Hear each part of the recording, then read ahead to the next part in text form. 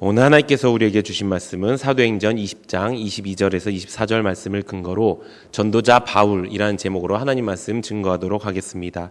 전도자의 삶 시리즈 6번째 시간입니다. 이번 주 우리 교회는 성탄 축복송 기간으로 보내고 있습니다. 우리가 만나는 모든 사람들에게 메리 크리스마스라고 전하는 주간입니다. 메리, 기쁨으로, 크리스, 그리스도께, 마스, 경배하자라고 전하는 것입니다. 우리가 한번 해봤으면 좋겠습니다. 우리 옆 사람에게 메리 크리스마스 한번 해봤으면 좋겠습니다. 네, 우리 다른 쪽에 바라보면서 메리 크리스마스 한 번 더 했으면 좋겠습니다. 네, 굉장히 어색하고, 굉장히 부끄럽고, 굉장히 정말 참 기쁨의 사람들인가라는 생각이 좀 듭니다. 우리가 이번 한 주간은 정말 기쁨으로 그리스도께 경배하는 한 주간이 되기를 바랍니다. 그렇게 하기 위해서는 예수님이 오신 것이 왜 우리에게 기쁜지를 알아야 하는 것입니다. 우리에게 예수님이 오셔서 기쁜 이유는 무엇일까요? 두 가지로 말씀드릴 수 있습니다.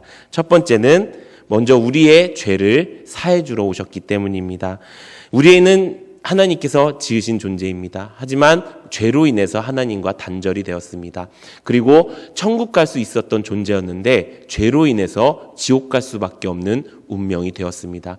그런데 그런 죄 때문에 우리가 그럴 수밖에 없는 운명에 빠져 있는 상태에서 예수님께서 이 땅에 찾아오셨습니다. 그리고 우리의 죄를 대속해 주셨습니다. 그 대속함으로 말미암아 우리와 하나님과의 관계는 회복이 되었고요.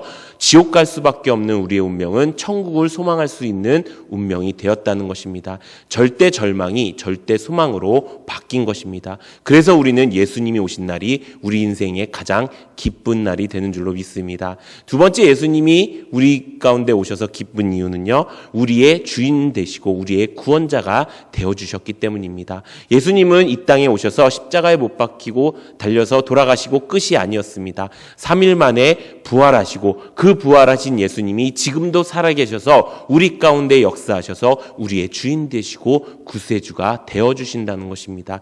그래서 우리는 이 십자가를 바라보고 이 부활의 신앙을 우리가 믿으면서 예수님을 믿고 살아갈 때 천국을 소망하면서 살아갈 수 있는, 천국을 누리는 사람이 될 수 있게 되었다는 것입니다. 이 천국 복음, 이 십자가 복음, 이 부활 복음을 우리에게 주신 것, 그것이 예수님이 이 땅에 오심으로써 우리가 기뻐해야 되는 이유인 줄로 믿습니다. 그렇게 우리가 기뻐하면서 무엇을 해야 됩니까? 기쁨으로 그리스도께 경배하는 것입니다. 경배라는 것은 나의 주인에게 공손히 예배드린다라는 표현입니다. 우리는 나의 주인 대신 하나님께 예배를 드려야 되는 것입니다. 성경에 이렇게 기록되어 있습니다. 누가복음 4장 8절에 보면 예수께서 대답하여 이르시되 기록된 바 주 너의 하나님께 경배하고 다만 그를 섬기라 하였느니라 라고 말씀하고 있습니다. 우리가 기쁨으로 그리스도께 경배하는 날이 되기 위해서는 경배까지가 되어야 된다는 것입니다. 함께 예배드리는 것까지가 되어야 된다는 것입니다. 그래서 이번 한 주 우리가 성탄 축복성을 하면서 그냥 노래만 부르고 찬양만 부르고 끝나는 것이 아니라 반드시 예배를 초청했으면 좋겠습니다. 우리가 진짜 예수님이 오셔서 기쁨에 가진 그리스도인이라면 주님께 예배드리는 것이 마땅한 일이야 라고 전할 수 있는 우리가 되기 원합니다. 그래서 그날, 이번 주 주일날 또 월요일에 있을 성탄절 예배까지 그 자리에 온 모든 성도님들이, 또 모든 전도 대상자들이, 또 모든 새신자들이 성탄 축복을 누리면서 정말 예수님이 나의 주인 되시고 구세주 되셔서 그 천국의 삶, 그 성탄 축복의 삶이 우리 가운데 넘치기를 예수님의 이름으로 축원합니다. 오늘 우리가 함께 살펴볼 말씀은 전도자 바울에 대한 말씀입니다.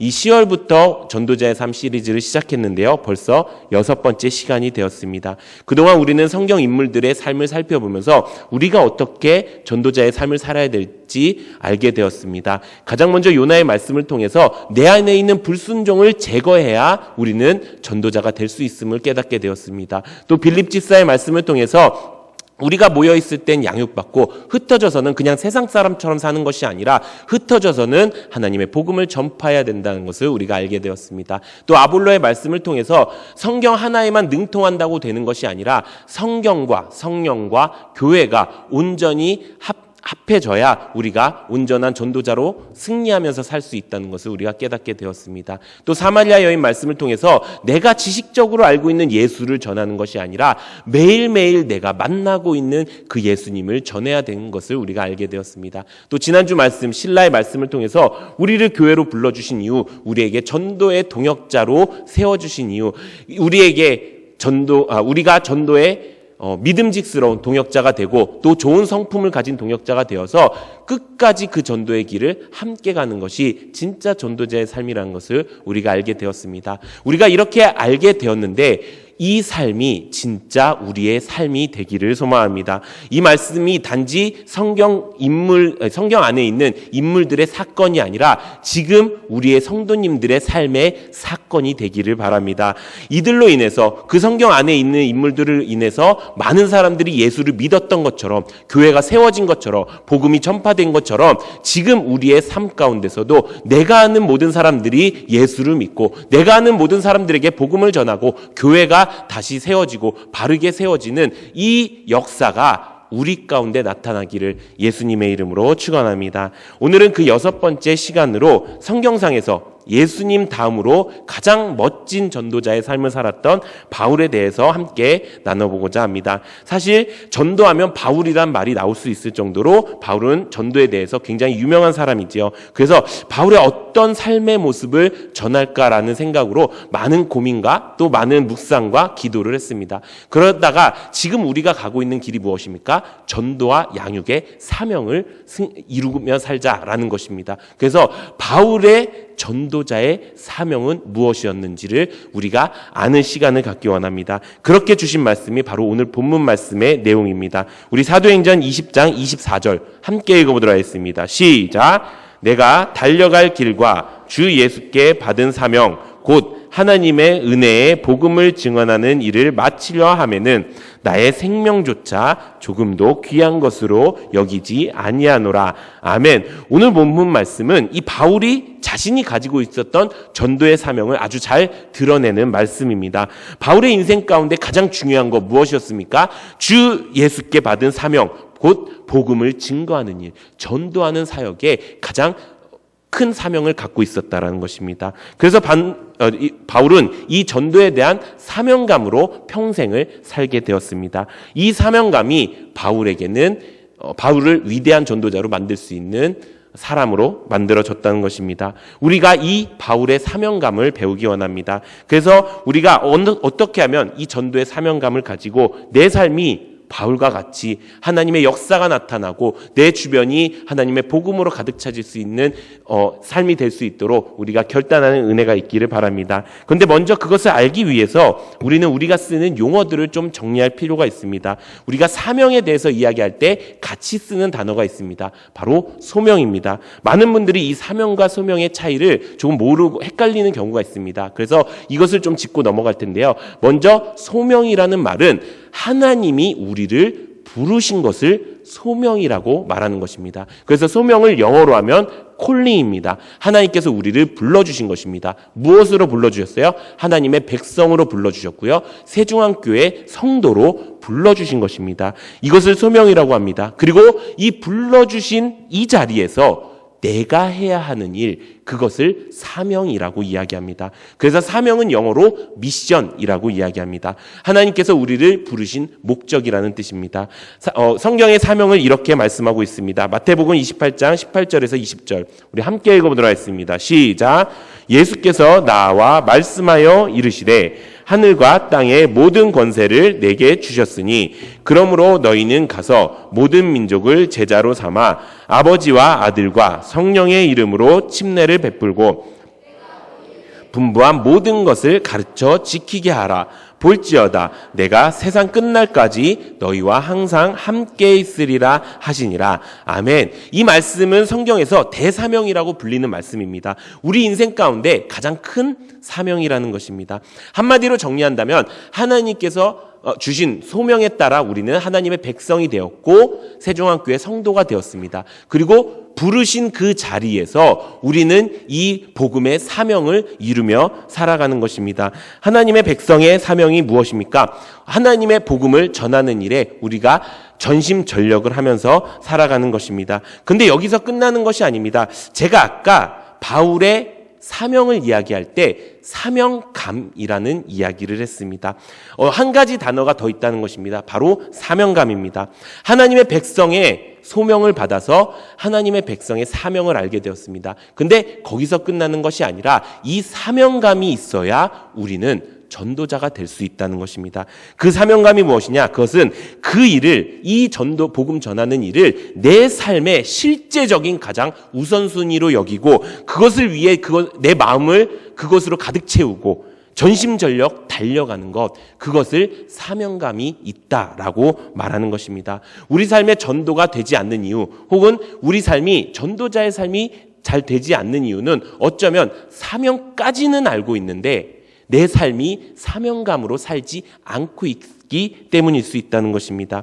내가 받은 그 사명을 내 일생일 때 가장 중요한 사건이고 내 일생일 때 가장 중요한 명령임을 내가 깨닫고 그것을 정말 내 마음속에 두고 내 인생을 바꿔가는 것, 그것이 사명감 있게 살아가는 방법이라는 것입니다. 그렇다면 우리는 어떻게 사명감을 가질 수가 있을까요? 오늘 바울의 말씀을 통해서 바울은 어떻게 해서 사명감을 가지게 되었는지 우리가 깨닫고 그 사명감을 우리도 가지고 복음을 전파하는 전도자의 삶을 살아가는 우리가 되기를 소망합니다. 먼저 첫 번째, 바울이 사명감을 가질 수 있었던 것은 자신의 인생을 완전히 바꿨기 때문에 사명감을 가질 수 있었습니다.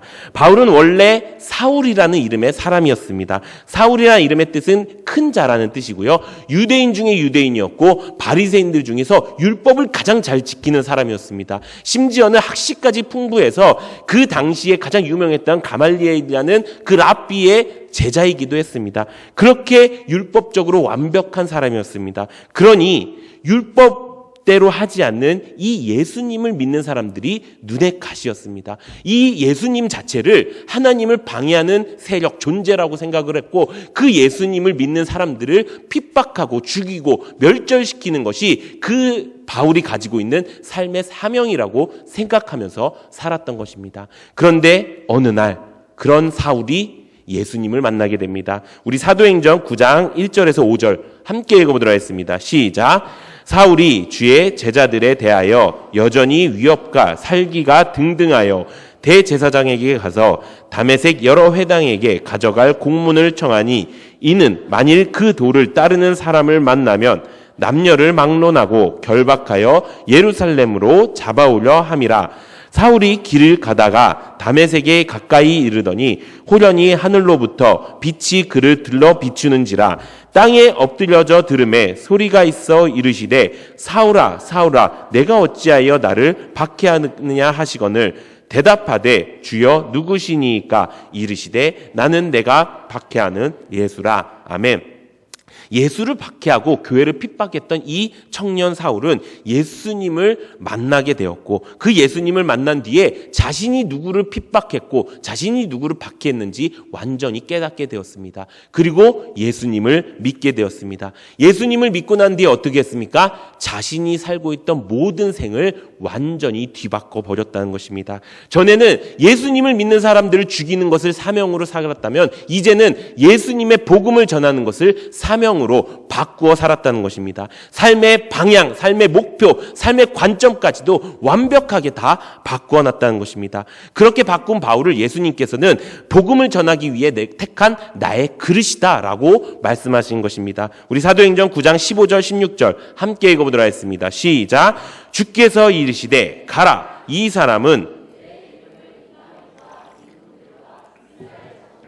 전하기 위하여 택한 나의 그릇이라. 그가 내 이름을 위하여 얼마나 고난을 받아야 할 것을 내가 그에게 보이리라 하시니. 아멘. 예수님의 택한 그릇으로 완전히 삶이 바뀌게 된 것입니다. 그러니까 바울의 삶은 어떻게 되었습니까? 누가 뭐래도 어떤 일이 있어도 예수의 복음을 전하는 사람이 되었다는 것입니다. 우리 사도행전 9장 20절에서 22절 함께 읽어보도록 하겠습니다. 시작.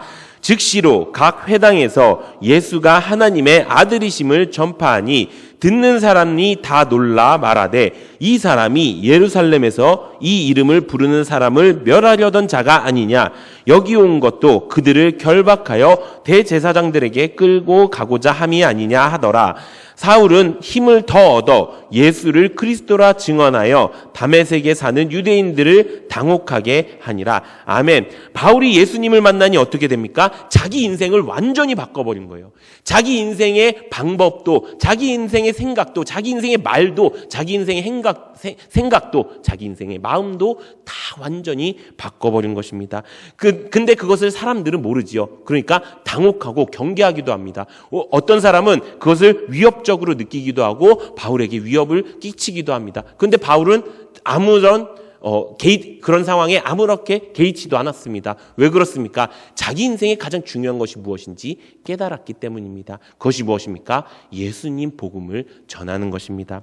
우리가 사명감을 생길 수 있는 방법, 그것은 내 인생의 목표가 바뀔 때부터 생길 수 있는 것입니다. 내 인생의 길이 바뀔 때부터, 내 인생의 관점이 바뀔 때부터 우리는 전도의 사명감이 생길 수 있다는 것입니다. 내 사명이 돈을 벌기 위한 사명으로 살았던 사람이라면 이제 내가 복음을 전하는 사명을 가진 사람으로 살겠습니다. 내가 명예를 위해서 살았던 사람이라면 내가 예수님을 전하는 일에 내 사명을 걸고 살겠습니다. 내가 그 일에 내 인생을 완전히 바꾸겠습니다 라고 결단하는 사람이 사명감을 가질 수 있는 사람이라는 것입니다. 우리 모두가 이렇게 전도의 사명감을 가지는 은혜가 있기를 바랍니다. 먼저 우리가 예수 믿는 사람으로서 우리의 인생이 아직도 돈에 결부되어 있는지, 아직도 명예를 위해서 살고 있는지, 아직도 세상 풍조에 따라서 거짓을 말하며 살고 있는지 우리가 점검해 보기 원합니다. 그리고 이제는 완전히 돌이켜서 내 삶 자체를 180도 바꾸어 놓는 것입니다. 그것이 예수를 만났다는 증거고요. 그것이 예수를 믿는다는 증거가 된다는 것입니다. 우리가 돈을 버는 일에, 명예를 가지는 일에, 세상 풍조를 따르는 일에 이제 더 이상 내 사명을 가지고 살지 않겠습니다. 이제 내 사명은 예수님을 전하는 일이고 내가 그 일을 위해서 내 인생 모든 것들을 다 바꿔나갔습니다. 이렇게 결단하며 바울과 같은 전도자의 사명감을 가지며 살아가는 우리 모두가 되기를 예수님의 이름으로 축원합니다. 두 번째, 바울이 사명감을 가질 수 있었던 이유는 전도의 사명을 위해서 자신이 생각하고 있던 가장 귀한 것을 내어놓았기 때문입니다. 그것이 무엇일까요? 바로 목숨입니다. 사람의 인생에 목숨보다 더 소중한 것은 없습니다. 목숨이 끊어지면 그 인생도 끝나기 때문입니다. 우리가 사명감을 가지기 위해서는 우리가 가장 중요하다고 생각했던 그 목숨을 내어놓을 수 있는 각오와 결단이 필요하다는 것입니다. 죄송합니다. 세상 사람들 보면은 가끔 사명감이 있어 보이는 사람들이 있습니다. 그런 사람들을 볼 때 어떤 일을 하느냐? 그런 사람들은 자신의 이익으로 일을 하는 사람이 아니라 자신의 목숨을 걸고 내가 다른 이윤을 위해서 하는 것이 아니라 내 목숨을 걸고 어떤 일을 위해서 일하는 사람들이 있습니다. 소방관도 있을 것이고요. 또 국경 없는 의사회, 또 전쟁 지역에 가서 돕는 사람들, 이런 사람들은 이윤을 위해서 일하는 사람들이 아니라 자신이 믿고 있는 그 사명을 위해서 살아가는 사람들입니다. 그런 사람들을 보고 와, 저 사람들은 대단하다, 저 사람들은 사명감 있게 사는구나 라고 우리가 이야기하곤 합니다. 우리의 인생이 하나님이 구원해 주신 그 인생이라면 이제 그 인생, 우리가 하나님을 위해서, 나를 위해서 사는 것이 아니라 하나님을 위해서 사명감 있게 내 목숨을 걸고 복음을 전하는 우리 모두가 되기를 바랍니다. 바울도 그렇게 고백을 했습니다. 바울 같은 경우에도 수많은 일들 가운데서 목숨에 위태로운 일들이 많이 있었습니다. 그런데 그런 위태로운 일들 가운데서 이렇게 고백한 것입니다. 우리 오늘 본문 말씀, 전체 말씀, 사도행전 20장 22절에서 24절 말씀 우리 함께 읽어보도록 하겠습니다. 시작. 보라, 이제 나는 성령에 매어 예루살렘으로 가는데 거기서 무슨 일을 당하는지 알지 못하노라. 오직 성령이 각 성에서 내게 증언하여 결박과 환난이 나를 기다린다 하나 내가 달려갈 길과 주 예수께 받은 사명 곧 하나님의 은혜의 복음을 증언하는 일을 마치려 하면은 나의 생명조차 조금도 귀한 것으로 여기지 아니하노라. 아멘. 바울 역시도 이 복음 전하는 일에 목숨을 걸었다는 것입니다.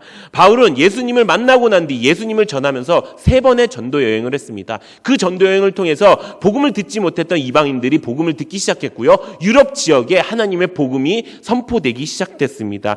하지만 그 길은 순탄하지 않았습니다. 복음을 전하는 일에는 박해와 핍박이 따르기 때문입니다. 목숨이 위험한 적도 한두 번이 아니었습니다. 하지만 바울은 개의치 않고 자신의 목숨을 걸고 복음을 전했다는 것입니다.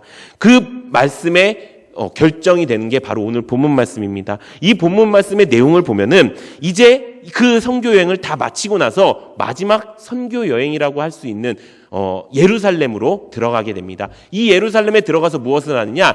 전에 자신과 같았던 예수를 믿지 않는 이방인들을 위해서 복음을 전하러 가겠다라고 선포하는 것입니다. 근데 그 길에는 결박과 환란이 있다고 성령께서 가르쳐 주셨다고 이야기합니다. 그런 일이 있음에도 불구하고 자기는 그 목숨이 중요한 것이 아니라 예수를 전하는 것이 중요하기 때문에 그 목숨 하나도 귀하지 않습니다. 나는 이제 주님이 말씀하신 그 사명을 지키기 위해서 살아가는 그것뿐만이 나의 살 길이고 나의 살아가는 길입니다라고 고백하는 것입니다. 나의 달려갈 길과 주 예수께 받은 사명, 곧 하나님의 복음을 증언한 일을 마치려 하면은 나의 생명조차 조금도 귀한 것으로 여기지 아니하노라 라고 고백한 것입니다. 이 얼마나 멋진 고백입니까? 내가 죽을 것을 알면서 가는 것입니다. 사울과 같은 사람이 한두 명이었겠습니까? 그 지역에는 여전히 예수님을 핍박하고 예수 믿는 자들을 잡아 죽이려고 하는 사람들이 많았을 텐데 그들을 향해 가서 내 목숨이 끊어질지언정 나는 복음을 전하겠다 말씀하고 있는 것입니다.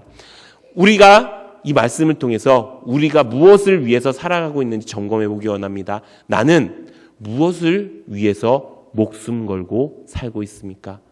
혹시 돈을 벌기 위해서 목숨 걸고 있습니까? 나의 가정을 지키기 위해서 목숨을 걸고 있습니까? 내 가정 살리기 위해서, 또 진급을 하기 위해서, 또 세상 잘 살아가기 위해서 나는 목숨을 걸고 있습니까? 이제 우리가 이 목숨 전도에 거는 우리 모두가 되기를 바랍니다. 내 인생 가운데 가장 중요한 일, 그것은 하나님의 복음이 전해지는 것이고 그 복음이 전해짐으로 말미암아 나의 삶이 값진 삶이 될 수 있게 된다는 것입니다. 사랑하는 성도 여러분, 이제 우리가 성탄절 기간이 되었습니다. 이 기간이 우리가 가지고 있는 이 전도자의 사명을 가장 잘 이행할 수 있는 기간이라고 생각합니다. 세상은 점점 예수님의 흔적을 지어가고 있습니다. 메리 크리스마스라는 말을 해피 홀리데이라고 바꾸고 있습니다. 크리스마스의 주인이 산타가 된 지는 오래가 되었고요. 또 크리스마스 날 서로가 그냥 선물을 주고받고 파티를 하는 모습들이 더욱더 많아졌습니다. 심지어는 예수 믿는 사람들조차도 세상 풍조에 따르느라고 그 하나님을 믿는 일에, 하나님의 복음을 전하는 일에 예수님이 오시는 그 날에 세상 것을 하고 있다는 것입니다. 예전에 우리는 성탄절에 전도하기가 가장 좋은 시절이 있었습니다. 공감하시는 분들도 있을 텐데요. 어릴 적에 우리가 교회를 다니던 안 다니던 성탄절에는 교회를 갔습니다. 왜 갔을까요? 떡볶이를 주니까요. 왜 갔을까요? 그날은 교회에서 수많은 행사들을 했으니까요. 그래서 우리가 어렸을 때 한 번이라도 교회를 가봤다, 내가 옛날에는 교회를 한번 가봤어요 라고 했던 사람들을 물어보면요, 2가지 중에 하나입니다. 첫 번째는 성탄절에 한번 가봤어요, 선물 받으러. 두 번째는 여름 성경학교에 가봤어요. 이 2가지입니다. 그만큼 성탄절은 예수님의 복음을 전하기가 굉장히 좋은 시절이었어요. 근데 지금은 어떻습니까? 지금은 다 축소하고 있어요. 교회도 행사도 축소하고 있고 예수님을 전하는 일조차도 아예 하지 않고 자신들만 하고 있는 그런 예배만 드리고 그냥 우리끼리 잘 먹고 잘 사는 그런 파티를 하는 경우도 너무나도 많이 보인다는 것입니다. 그렇지만 이 성탄절에 진짜 해야 될 건 무엇입니까? 기쁨으로 그리스도께 경배합시다라고 전하는 것입니다. 성탄절에 예수님을 전하기에 가장 좋은 시절이에요. 옛날에는 교회가 성탄절만 되면은 찬양이 울려 퍼졌어요. 길가에도 찬양이 울려 퍼졌고요. 세상 사람들은 다 메리 크리스마스라고 이야기하면서 예수님이 오시면 기쁜 성탄을 맞이합시다 라고 고백하는 시절이 있었어요. 그런데 지금 세상의 마귀가 세상 권세로 인해서 그 세상 풍조를 따르는 사람들이 더욱더 많아짐으로 인해서 그 마귀가 우리를 공격하고 있다는 것입니다. 그런데 어떻게 공격을 하게 될까요? 그것은 우리에게 회유하는 거예요. 꼭 그렇게까지 해야겠어? 라고 말하는 것입니다. 사탄 마귀는요, 우리를 막 공격할 때도 있지만 이렇게 세상과 부딪힐 때는요, 회유하는 방법을 많이 씁니다. 아니, 성탄절 때 그래 기쁨으로 예수님을 전하는 거 좋아. 근데 꼭 성탄절에 그렇게 전도 막 하느라고 힘쓰고 애쓰고 해야겠어? 좋은 게 좋은 거지. 그냥 세상 사람들이랑 잘 어울리다가 자연스럽게 복음이 들어가는 것도 좋지 않아? 라고 회유한다는 것입니다. 내가 이렇게 말하는 것은 너가 다칠까 봐, 너가 이것 때문에 상처받을까 봐, 좋은 관계들 다 무너뜨릴까 봐 라고 하면서 우리를 회유하고 있다는 것입니다. 그런데 이런 일들이 전도의 사명을 완전히 방해하고 있다는 것입니다. 그런 일이 바울에게도 실제로 일어났습니다. 이 성경에 보면 이 바울이 3차 여행을 마치고 나서 이 예루살렘으로 가기 위해서 가이사랴 지방에 있는 빌립 집사의 집에 잠깐 유숙하는 일이 있었습니다. 이제 예루살렘에 가서 복음을 전하는 일만 남은 것입니다. 근데 잠깐 유숙하는 그 사이에 아가보라는 사람이 와서 그 빌립 집사 집에 오게 되었습니다. 이 아가보라는 사람은 예언자였어요. 그래서 이 바울을 보고 바울에게 당신이 지금 예루살렘에 간다면 체포를 당할 것입니다라고 예언한 것입니다. 그 아가보라는 사람은 굉장히 유명한 예언가였어요. 그래서 이 예언이 실제로 이루어질 것이라는 것을 그 옆에 주변 사람들이 다 듣고 뭐라고 하냐? 그 바울의 사역을 만류하기 시작한 것입니다. 우리 사도행전 21장 10절에서 12절 말씀 우리 함께 읽어보도록 하겠습니다. 시작. 여러 날 머물러 있더니 아가보라 하는 한 선지자가 유대로부터 내려와 우리에게 와서 바울의 띠를 가져다가 자기 수족을 잡아매고 말하기를 성령이 말씀하시되 예루살렘에서 유대인들이 이같이 이 띠 임자를 결박하여 이방인들의 손에 넘겨주리라 하거늘 우리가 그 말을 듣고 그곳 사람들과 더불어 바울에게 예루살렘으로 올라가지 말라 권하니 아멘.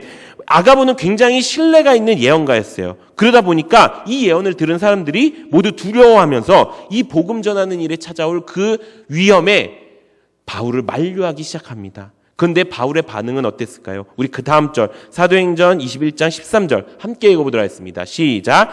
바울이 대답하되 여러분이 어찌하여 울어 내 마음을 상하게 하느냐? 나는 주 예수의 이름을 위하여 결박당할 뿐 아니라 예루살렘에서 죽을 것도 각오하였다 하니 아멘. 바울은 오히려 자신을 만류하는 사람들에게 자신이 마음이 상했다라고 이야기하는 것입니다. 왜 내 마음을 몰라주냐? 라고 말하는 것입니다.